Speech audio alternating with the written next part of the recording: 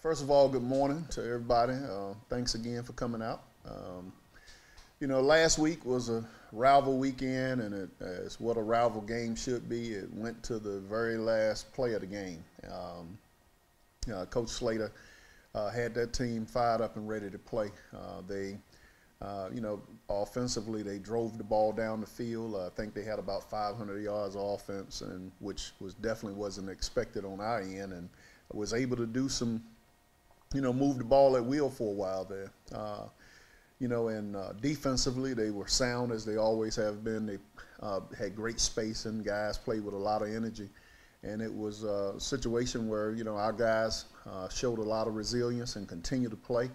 And on that double pass that they ran at the end, a year ago or 2 years ago, those guys may had stopped chasing the guy. But as they continued to pursue him and was able to catch him, and as he extended the ball, allowed it to knock it out and create a touchback, it actually changed the whole momentum of our game, because at that point, going 2 touchdowns down, maybe had been the nail in our coffin, but the football gods saw it fit for us to pull it out, and we're happy that we were able to do it.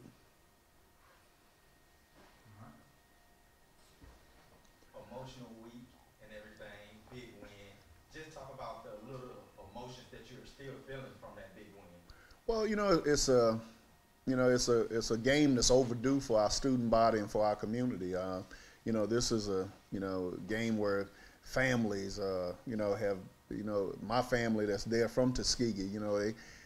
They have been talking trash since last year. And now after the game, they told me I should have stayed in Virginia. So that means I can't go nowhere for Thanksgiving to eat, I guess. But it's one of those ones that the families either have been educated at Alabama State or Tuskegee, and Tuskegee had the upper hand on Alabama State for the last couple of years, and it was just good to see our students take the field and take the field in victory, and it was just a good feeling, and been a good feeling ever since.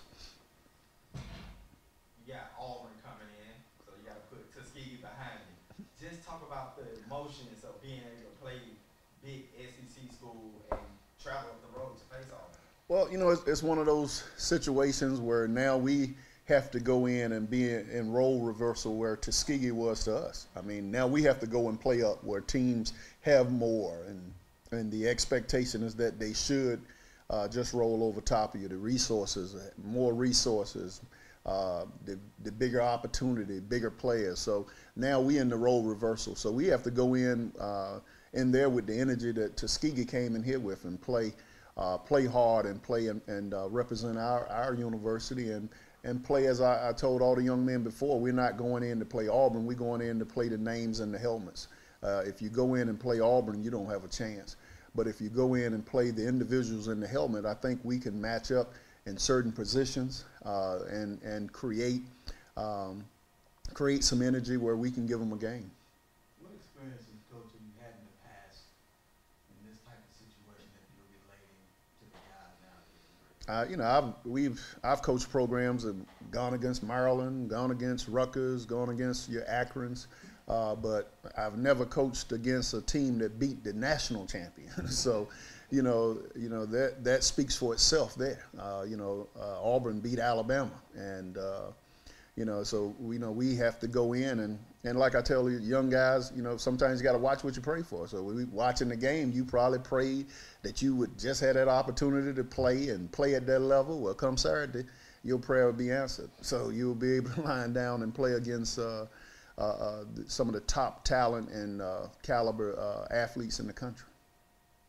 Coach, what are some of the things that you think you need to tell your players in order to have them not play what's on the helmet and just play the guy in front of them? You have to constantly keep reiterating that all week. You have to talk to them all, look at the stats. Most of these guys are either from the same high schools or they commingle together as they go out to their clubs or whatever they do.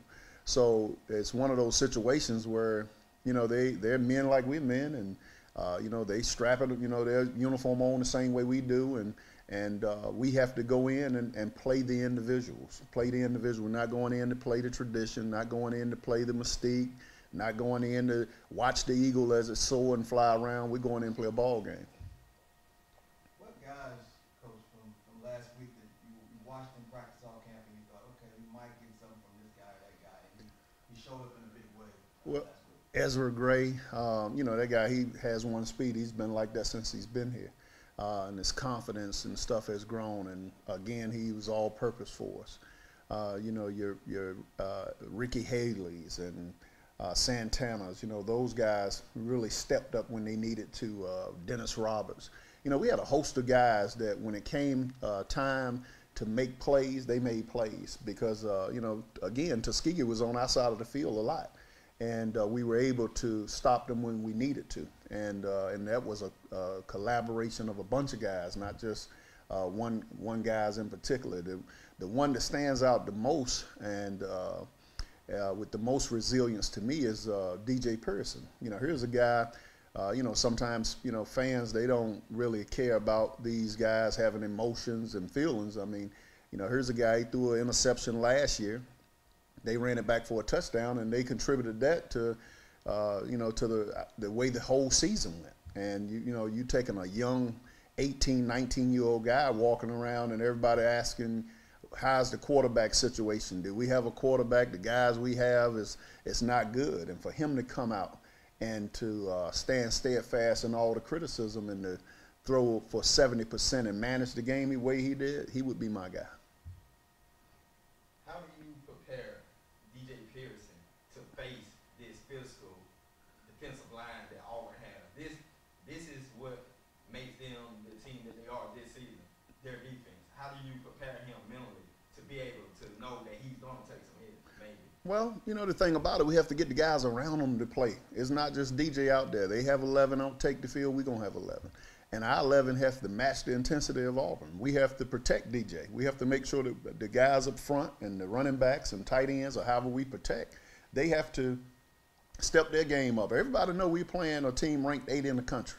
So you don't go play 8 the way you play 8. You have to do things a little different. You have to prepare a little different. You have to make those plays and those on those opportunities that you have. So everybody, including the coaches, we have to coach a little different. You know, we have to make sure that we, you know, put the guys in the right spot. Not that we don't do it week to week, but it's you don't go and play teams of this caliber in the same mode that you play others. You would like that to happen, but you have to play you have to play up, and you have to get your game up to match the intensity of their game. Coach, you spoke highly leading into the season about your offensive defensive line, stressing a lot that you had 17 on each end, so your depth was really there. How important do you think that depth will be leading into this game guard? Again, you know, we're going to have to rotate guys. I mean, we know that their size and strength from what they've shown on the offensive and defensive side. We're going to have to rotate guys to keep guys fresh. You know, their offense runs at a tempo where they're calling plays in 12 seconds. So, you know, and you're talking about it's not just a passing team, it's a perimeter, hard-running football team. So you have to be able to get guys in the game, to give guys rest so that every play they can give their all. When you pop on Auburn and watch them, what's the very first thing that pops off to you, stands out? Speed. They got speed and size. I mean, I watched Sunday, came in and watched their game against Washington, and it was no line of scrimmage. Those guys was in that backfield disrupting things.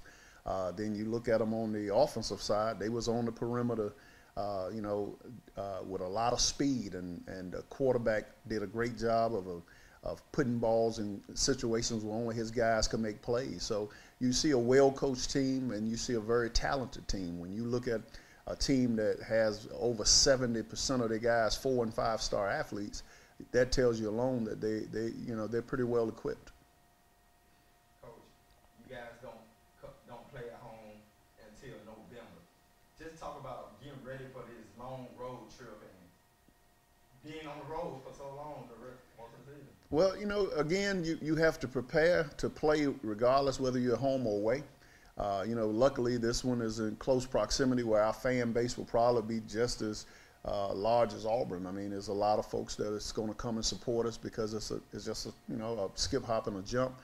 But again, it's in someone else's home. So, you know, the tradition, the band, the noise, you know, everything is geared for their success, and we have to be able to function within that. So, and whether it's here at Auburn or following week at Kennesaw or at Grambling, we have to find a way that we focus on the guys on the field and not the surroundings for whether it's crowd or atmosphere. What stands out about Terrence Stidham for you? Say that again? What stands out about Terrence Stidham for Just the way he manages the game. He does a great job of managing the game. I watched him last year and saw, you know, sometimes when he got on the hills, you know, as a young kid would, made some bad decisions, but he's not doing that this year. He's more of a pocket guy. He's not just taking off running, which he can run, but he is managing the game, and those guys believe in him. Just talk about what does this mean for your program to get a national televised game that's on SEC Network. That what it's going to mean for this program and recruiting and getting more players than knowing that going to a HBCU, I can play national televised games too. Well, you know, again, that's all part of it. The visibility of the program, being able to be in 12 million households. You know, you can't pay for that. You know, and the program is just a small portion of what will be exposed. You're talking about the university and what we offer academically. You're talking about Montgomery as a whole and what we offer as a city. So in this region, we've had, you know, last week game and this game, it promote the greatness of Central Alabama. So, you know, for us, yeah, we'll be able to get and sit in some households, and a lot of our players we're recruiting can sit there and say, Coach, we saw you guys on television. We want to be a part. Or, you know, the parents get an opportunity to see, you know, our program. So you can't pay for that. That's priceless. But more importantly, we get a chance to line down against a good football team and to use that platform to promote our university.